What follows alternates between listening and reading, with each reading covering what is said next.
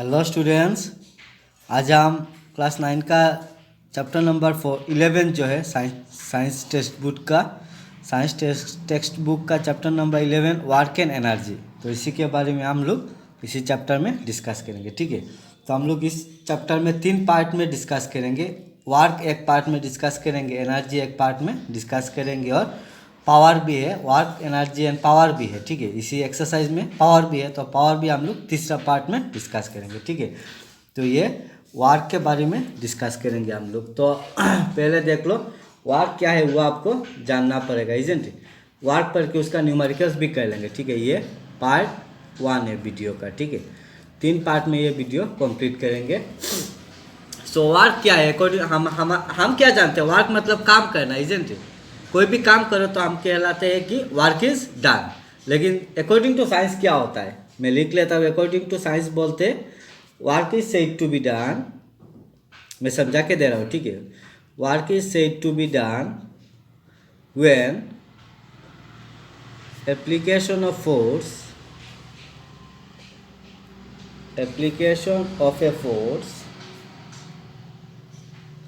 causes displacement of an object। इसका मतलब क्या है अभी समझ लेते हैं। ठीक है, तो अकॉर्डिंग टू साइंस वर्क तभी हम लोग बोलेंगे वर्क इज डन जब एक ऑब्जेक्ट के ऊपर कोई भी एक ऑब्जेक्ट, सपोज ये एक ऑब्जेक्ट, सपोज एक बॉल है। ठीक है, ये एक बॉल है, ये एक ऑब्जेक्ट है। ठीक है, सपोज बॉल। इस ऑब्जेक्ट में मैंने क्या किया, एक फोर्स अप्लाई किया। सपोज मैंने किक किया इस बॉल को मैंने किक किया। तो बॉल को किक करने के बाद बॉल क्या होगा, डिस्प्लेस होके इस प्लेस में आ जाएगा, isn't it. That means ball यहाँ से यहाँ तक डिस्प्लेस हो गया। कब डिस्प्लेस हुआ? जब मैंने फोर्स अप्लाई किया। तो यह बॉल क्या हो गया, इस जगह से इस जगह तक डिस्प्लेस हुआ। ठीक है, तब हम लोग कहलाए work is said to be done बोल सकते हैं। तो work is said to be done when application of a force causes displacement of an object. जब भी हम लोग एक ऑब्जेक्ट के ऊपर फोर्स देंगे, फोर्स देने के बाद वो ऑब्जेक्ट डिस्प्लेस होता है, तब हम लोग से बोल पाएंगे कि work is said to be done. तो इसको मैथमेटिकली क्या लिखेंगे, वर्क W से is equal to force F से इंटू डिस्प्लेसमेंट हम लोग S से लिखते हैं। तो W equal to F into S, ये आपका मैथमेटिकल फॉर्मूला है। ठीक है, अभी मैं आपको कुछ सवाल पूछता हूँ, आप लोग बोलना कि वर्क डन है या नहीं है, मतलब वर्क डन है या वर्क डन 0 है या वर्क डन हुआ है, बोलना है। ठीक है, suppose a boy standing with A 5 kg मास। एक बॉय वो स्टैंडिंग मतलब खड़ा है 5 kg का एक मास को लेके। 5 kg का एक कोई भी एक, सपोज एक बैग 5 kg का मास का एक बैग लेके वो लड़का क्या है, खड़ा है इसी जगह में वो खड़ा है। तो क्या हुआ, वर्क डन होगा या नहीं होगा? यहाँ पे वर्क डन नहीं होगा। क्यों? बिकॉज ये बॉय स्टैंडिंग है, खड़ा है, मूव नहीं कर रहा है। तो ऑब्जेक्ट जो है 5 kg मास जो है उसमें फोर्स तो हम लोग दे रहे हैं, हाथ से पकड़ के रख रहे हैं ना, फोर्स दे रहे हैं। लेकिन फोर्स से क्या हो रहा है, ये ऑब्जेक्ट डिस्प्लेस नहीं हो रहा है, बिकॉज ये बॉय जो है वो स्टैंडिंग पोजीशन में है। इसीलिए हम लोग बोल सकते हैं यहाँ पे वर्क डन इज 0 बोल सकते हैं। ठीक है, next suppose trying to push a wall.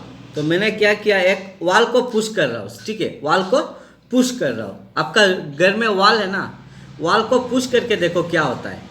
तो आप वॉल को जब पुश करोगे तो आप फोर्स कहाँ पे दे रहे हो, वॉल पे दे रहे हो।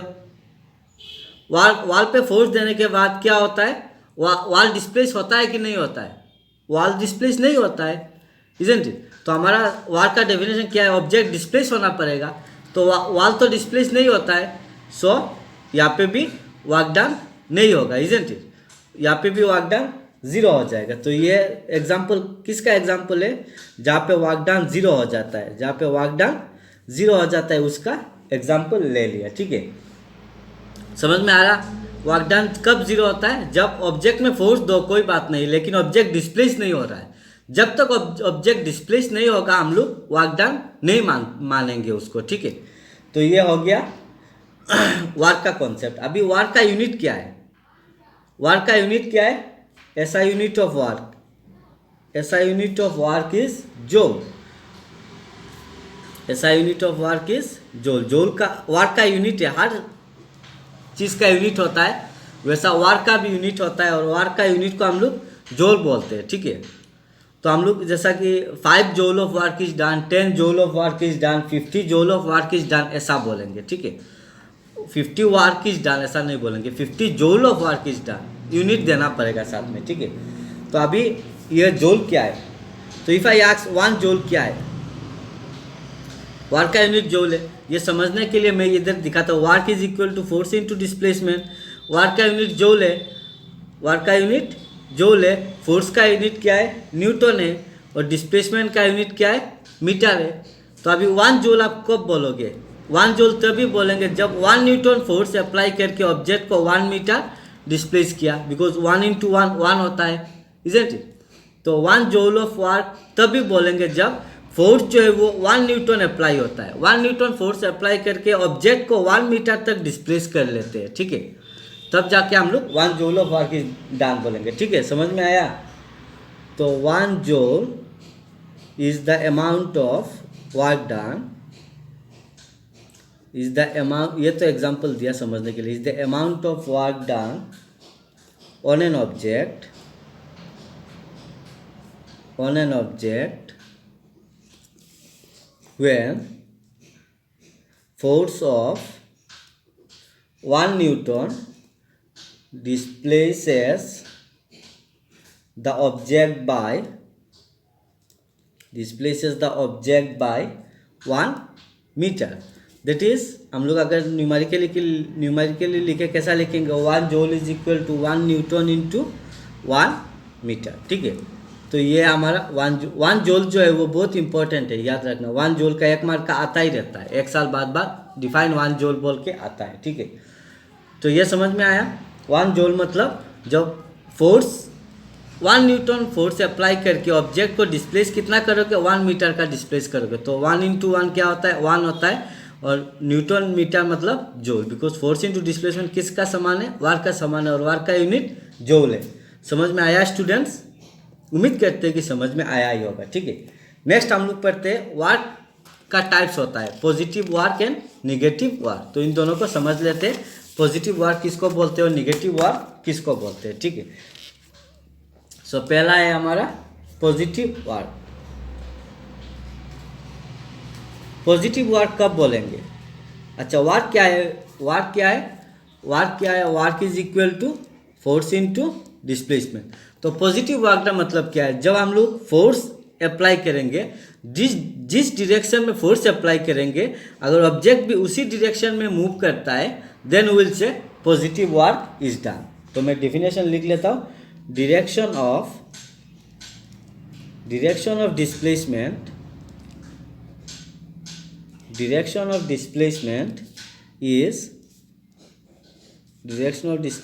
is same as the direction of force। यही तो मैंने समझाया आपको। फोर्स जिस तरफ दोगे उसी तरफ अगर ऑब्जेक्ट डिस्प्लेस होता है तब हम लोग पॉजिटिव वर्क डन बोलेंगे। एग्जांपल ले लेते हैं, समझ में आया होगा। सपोज एप्पल, न्यूटन के सर में माथे में क्या गिरा था? एप्पल गिरा था, इजंट इट? तो Apple falling down the tree, यही एग्जांपल लेते हैं। ये एक पॉजिटिव वर्क डन का एग्जांपल है, ठीक है। तो ये देखो, ये सपोज सॉरी ये नहीं, ये एक ट्री है, ये एक ट्री है, इजंट इट? इस ट्री में ये एक एप्पल है, ठीक है। तो एप्पल जो है वो किस तरफ फोर्स, किस वजह से, कौन सा फोर्स की वजह से वो नीचे की तरफ आया? ग्रेविटेशनल फोर्स, बिकॉज हमारा अर्थ हमेशा ग्रेविटेशनल फोर्स देता रहता है ऑब्जेक्ट के ऊपर, इजंट इट? तो यहाँ पे फोर्स किस तरफ अप्लाई हो रहा है? फोर्स नीचे की तरफ अप्लाई हो रहा है, बिकॉज हमारा अर्थ जो है वो एप्पल को ग्रेविटेशनल फोर्स से अट्रैक्ट कर रहा है, इजंट इट? तो तो इधर फोर्स किस तरफ हुआ, नीचे की तरफ। और ये जो एप्पल है वो किस तरफ गया, ऊपर या नीचे की तरफ। एप्पल भी नीचे की तरफ आके गिरा, मतलब इधर फोर्स नीचे की तरफ हुआ, डिस्प्लेसमेंट भी नीचे की तरफ हुआ। ध्यान से समझो स्टूडेंट्स, पॉजिटिव वर्क डन मतलब जब फोर्स जिस तरफ दोगे, देखो ये फोर्स नीचे की तरफ ग्रेविटेशनल फोर्स, और ये डिस्प्लेसमेंट जो है वो भी नीचे की तरफ आ रहा है, एप्पल नीचे की तरफ गिर रहा है। दैट मीन्स ये फोर्स जिस तरह फोर्स दिया, डिस्प्लेसमेंट भी उसी तरह हुआ, दोनों का डायरेक्शन सेम है। तो ये एक एग्जांपल है किसका, पॉजिटिव वर्क डन का। एक और भी एग्जांपल ले सकते हो आप लोग, सपोज एक्सीलरेटिंग ए कार, एक्सीलरेटिंग ए कार, एक कार को एक्सीलरेट करना, ठीक है। तो कार को एक्सीलरेट करने के टाइम में हम लोग करते क्या है, फोर्स जो है कार में हम लोग फोर्स देते हैं, किस तरफ, आगे की तरफ फोर्स देते हैं। एक्सीलरेशन का जो गियर है, एक्सीलरेशन में हम लोग प्रेस करते हैं पैर से, इजंट इट। तो फोर्स आगे की तरफ देते हैं, और डिस्प्लेसमेंट भी गाड़ी किस तरफ हो रहा है, आगे की तरफ हो रहा है, isn't it. So this is an also an example of positive work done. तो उम्मीद है ये क्लियर हो गया आप लोगों को। नेक्स्ट हम लोग निगेटिव वर्क डन के बारे में पढ़ते हैं। सो निगेटिव वर्क डन क्या है, थोड़ा देख लेते हैं। निगेटिव वर्क, सो निगेटिव वर्क उसका उल्टा है, मतलब उसका ऑपोजिट है। वर्क जिस तरफ होगा, डिस्प्लेसमेंट ऑपोजिट तरफ होगा। तो direction of displacement is opposite to the direction of force,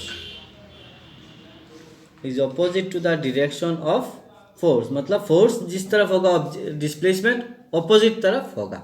example से समझ लेते हैं। Suppose friction while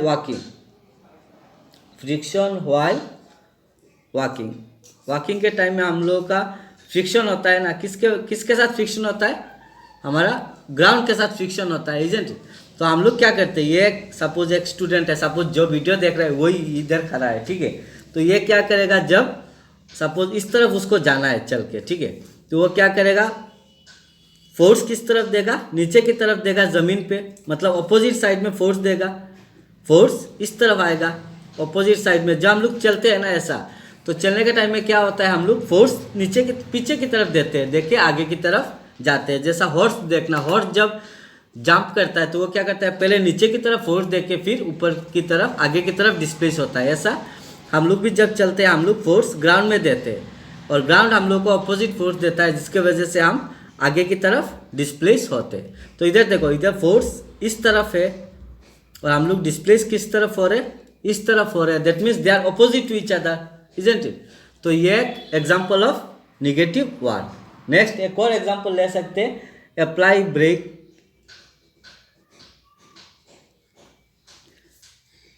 applying brakes while driving के टाइम में जब हम लोग ब्रेक अप्लाई करते हैं, ये भी एक example of negative work done है। क्यों, बिकॉज हम लोग फोर्स इस तरफ देते हैं। सपोज हमारा गाड़ी आगे की तरफ जा रहा है, हमें ब्रेक लगाना है, तो हम लोग फोर्स फटाफट ब्रेक में प्रेस करते हैं, इजंट इट। तो फोर्स हम लोग रुक रहे हैं, तो फोर्स ऑपोजिट हो रहा है, इजंट इट। और डिस्प्लेसमेंट जो है वो क्या हो रहा है, इस तरफ हो रहा है। थोड़ा आगे जाके ये क्या होता है, बंद हो जाता है। तो इधर में भी डायरेक्शन ऑपोजिट है, देखो एक इस तरफ है, दूसरा इस तरफ है। तो यह भी एक example of negative work done, ठीक है। और एक चीज़ आपको याद रखना है, जब if force is perpendicular to displacement, जब फोर्स और डिस्प्लेसमेंट परपेंडिकुलर होता है, देन वर्क डन नहीं होता है, then work done is equal to 0। ये इसका कॉन्सेप्ट आप लोगों को हायर क्लास में मिलेगा, सिर्फ इधर जानना है, इसका प्रूफ नहीं चाहिए आप लोगों को। तो इसका है, if force and displacement is perpendicular to each other, तो याद रखना है work done is equal to 0 है, ठीक है। तो अभी हम लोग एक दो न्यूमेरिकल्स कर लेते हैं बेस्ड ऑन दिस। हमारा बुक में है, बुक मेरे पास ही है, ये देखो, a force of 7 Newton acts on an object. एक ऑब्जेक्ट में हमने कितना न्यूटन फोर्स अप्लाई किया, 7 Newton of force is applied, isn't it. तो मैं एक न्यूमेरिकल करके दिखा देता हूँ आप लोगों को। ये पहला क्वेश्चन है जो आप लोगों का बुक में देख लेना, ठीक है। मैं इधर सिर्फ सॉल्व करके दे रहा हूँ। Number 1, a force of 7 Newton acts on an object. तो इधर क्या क्या दिया हुआ है, पहले फोर्स दिया हुआ है, फोर्स क्या कितना दिया हुआ है 7 न्यूटन फोर्स दिया हुआ है, और ऑब्जेक्ट जो डिस्प्लेस कितना हुआ 8 मीटर हुआ, मतलब डिस्प्लेसमेंट कितना हुआ, डिस्प्लेसमेंट मतलब एस, डिस्प्लेसमेंट मतलब S is equal to 8 metre. तो आपको बताना है कि इधर वर्क डन कितना हुआ, तो वी नो, हमें वर्क डन का फॉर्मूला पता है, we know work is equal to force into displacement. Force कितना है 7 न्यूटन इंटू डिस्प्लेसमेंट कितना है 8 मीटर, तो 7 8 जार कितना है 56, और वार्क का यूनिट जूल होता है, और न्यूटन मीटर किसका समान होता है, जूल होता है, बिकॉज वार्क, मैं फिर से दिखा देता हूँ, फोर्स इंटू डिस्प्लेसमेंट, वार्क का यूनिट जूल है, फोर्स का यूनिट न्यूटन है, और डिस्प्लेसमेंट का यूनिट मीटर है, मतलब newton metre is equal to joule.